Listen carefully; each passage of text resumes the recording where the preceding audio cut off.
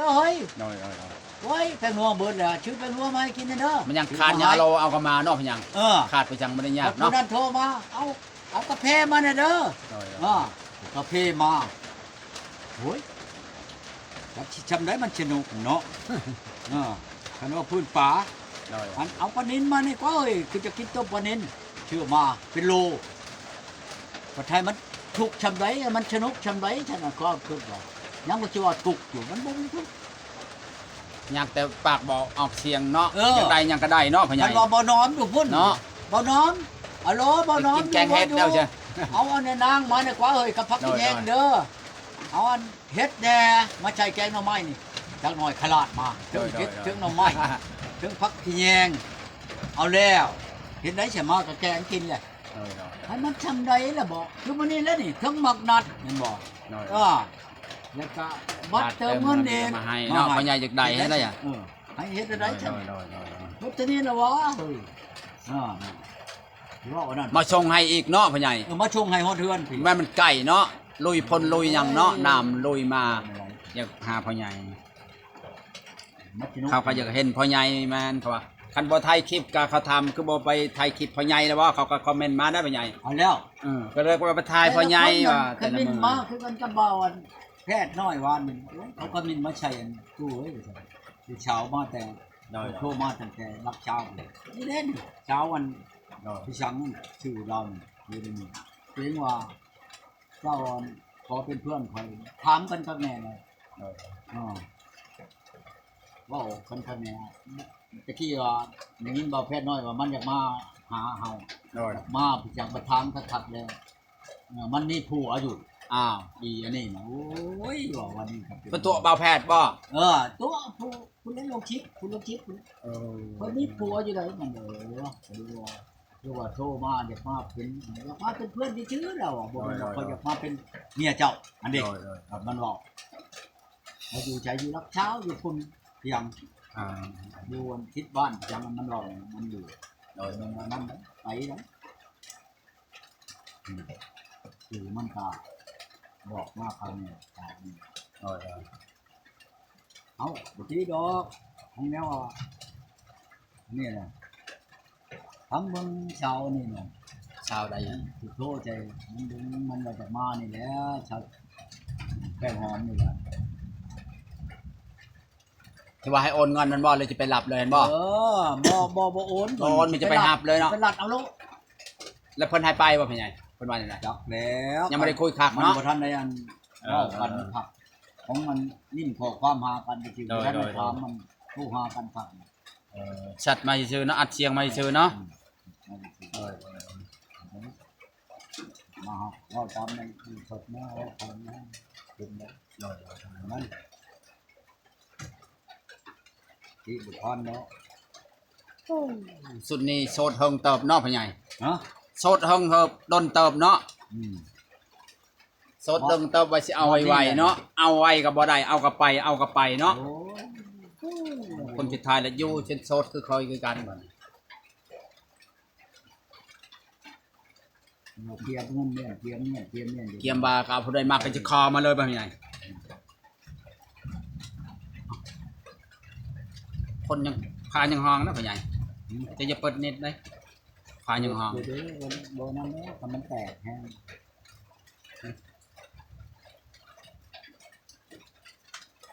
ก็เป็ดเครื่องบินแล้วบ่เป็นหยังเป็นยามมันบ่ กระชองงขายได้ดิชองงชิปทำเนี่ยนาทีเลย เอาไอ้จะเก็บก่อน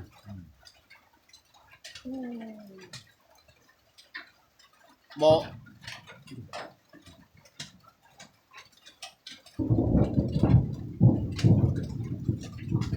โทรศัพท์รามาลง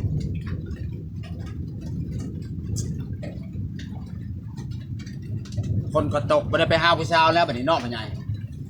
ไปบ่ได้แล้วเนาะ คุณบุตรเขาบ่ได้ไปหรอกมาผู้สาว14 โมง 14 นาที จะเป็นแน่ดีบ่พ่อใหญ่จะเปิดแน่บ่หรือบ่ได้เปิด บ่ไปอย่างคุณ บ่จะเปิดแน่อยู่บ่น่ะเอาล่ะพาดังยาเด้อพ่อใหญ่พาห้องเพิ่มๆสิพาเปิดนะย่านเด้อเฮ็ดก่อน เป็ดแน่นฮะบ่ดีจังนั้นยานได้ฝนตกมันมาได้บนน้ำป่านี่โอ้ผมยานปิดสัญญาณก่อน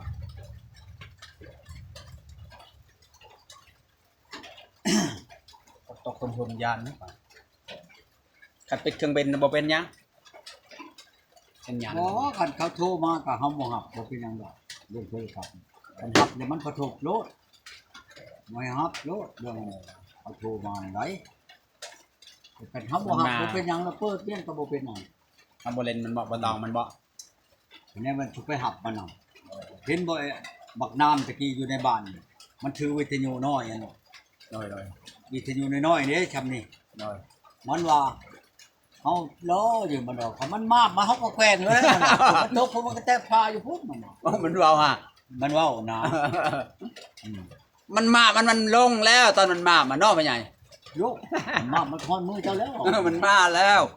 มันจะมาก่อนมันจะลงเนาะ มากมัน มันลงก่อนแล้วมันจึงมาได้ แม่มาแล้วก็แกล้งเลยมันโอ้ยเป็นจัดเนาะ บ่คักไปบ่ง่ายแล้วเนาะ น้ำในบ้านนี่เนาะคนบ้านนั่นถือกันมาอันนี้ในบ้าน บ่คักไปเนาะมันแมบดิจะแกงนะติ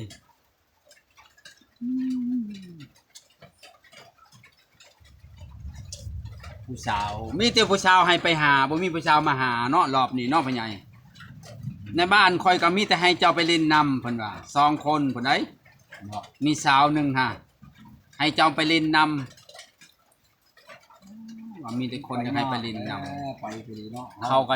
บ่มามีแต่ให้ไปผู้สาวบ่แตะละบอนมีแต่ให้ไป ไป เพิ่นนั้นบ่มา คนงานนั่นนี่ ให้ไปเบิ่งให้เจ้าไปเบิ่งให้เจ้าไปคุยให้เจ้าไปลมอยู่พุ่นผู้สาวในบ้านก็ได้ มาโลดว่ามามื้อใดก็มาเพิ่นบอกในบ้านฮะเอาว่าเราก็ยากมาบ่ได้แล้วเอาว่าผู้ใหญ่เราก็อยู่ ชาว พุ่น หม แล้ว อ เนาะ รับน่ะบ่คนนึง บ่มีผู้สาวไอ้แม่ห่างแม่หมายอีก2คนบนในบ้านฮะผู้หนึงยังนมอยู่ผู้หนึงฮะ นุ่มก็ ยังนม เขา ยังนมรุ่นค่อยนี่ยังนมเลยนม เขาที่มาหานำเฮา น้องเป็นน้องคอยจัง ไปเลยเนาะพอดีไปเที่ยวเวลาเฮา เฮาไปคุยไปลมเบิ่งก่อนว่าสิไปนำกันได้บ่เขาบอกวิจารณ์หน้าบ่ใหญ่ น้องแฉมนั่น ไปคุยก่อนเขาบอกไปสินะคนเฮาต้องคุยก่อนเขาบอกไปสิแต่ละคนนั่น แม่นว่าเฮามัน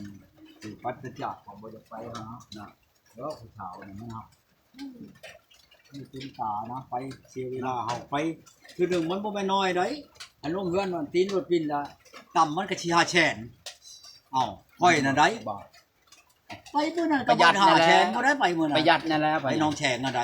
ไปกับ ประหยัด พ่อเบาวันเพชรน้อยเบาเจือแจนเบียร์น่ะกระชองแฉนแหละพอชื่อมันน่ะ โดย ไปว่าเอานั่นพี่จันโอ้ยน้ำมันรถคอยอีพอชื่อเขาโดดเอานมให้อันลูกชาวลูกเราเองน่ะกระแชนหนึงอีก แล้วมื้อนั้นคือไปเห็นไปกินเขาวอยู่ร้านใจดาวมื้อนั้นบ่ ไป คือเห็น ฮะคอยพูนคอยไปอันไปบ้านแม่ โดย ไปหาเชียวไปหาหมอปั้นมื้อนั้นน่ะหมอปั้นอยู่บ้านแม่น่ะไปจะนี่แหละประชาไปพ่ออีนายหนึงอยู่ตลาดน้อยนี่ โดย โอ้ยไปนะแม่บ้านข่อยบ่ได้อึดผู้เชาวในห้างน้อย เพิ่นบอกฮะ ลูกหนึ่งสองลูกไปโลดเจ้าอย่าเด้ออย่าได้ฉันเอาคนไทยบ้านแม่เนาะไปบ่น่ะไปหาหมอเอาบ่จบบ่ทู้ให้กับแม่เด้อเชียวเด้อ โดย หาพุ่นแน่ผู้เชาวพ่อไปเป็นก็เอา โดย มีจัดเฮาคุมื้อนี้ เอาเบอร์ให้แล้วเงียบเลย เอาเบอร์ให้เลยก็สิเว้าสิหยังหมู่ก็บ่แม่นหมู่สิไปหาเว้าให้โตเนาะ โดย เขาก็บ่แม่นว่าใช้เว้าซื่อๆดอกคำมันเป็นเจ้าผ่านมาน่ะบ่2ล้าน3ล้านก็ดีจ้างเขานั่น โดย ที่ว่าอย่างกาบัวลานี่บ้านประนามนี่ จ้างคนติดต่อให้มันบอกพ่อใหญ่ เอาก็ให้เขาติดต่อให้นั่นแล้ว โดย มันบ่เห็นบ่หมอนั่นไปนำข่อยค่อยให้เจ้าเห็นแล้วตาเห็นแล้วว่ะ เห็น บ่ น่ะ พรนั่นจัก ไป แชนเจ้าว่ะไปชื่อๆบ่มีหยังพาข่อยไปนำมันหัวหน้าหนทางนี่ไป แม่น ข่อยยังให้อยู่ข่อยจังว่าตัดพิเศษออกจากหมอพรมันโทษครับมันโทษชักคนลาวคือกันนั่น โดย ข่อยจังว่าโอ้ยเช่าผู้ที่บ่มีอหลีจนให้เมียไปหาทำงานข่อยเบิ่งคันเฮาน่ะมีเมียว่านั่นน่ะสิให้เมียไปทำงานทุกข์จำได้เฮาก็บ่ให้ไป เนาะ มันค่าเคิกเสียเวลาหาอยู่หากินในครอบครัวเฮานี่ให้เมียไปหาทำงานโอ้ย ปัญญาหมู่ปานนั้นสิมันไปดีก็ดีมันไปบ่ดีมันกลับไปหาเฮ็ดผู้ใหม่แนวมาแล้วผู้หญิงแบบมอ ผู้หญิงเสมอนะโอ้ย เจ้าว่ามันไปตำดินน่ะจังน้อยมันก็หาลายมันติดบ่ผู้ใหม่แหละหาลายก็ชัดจะที่กับเจ้าแล้วไป อันนี้เด้อผู้หญิงเสมอเนี่ยไปมันก็จะไปดี เอาจังว่ากูเฮานั่น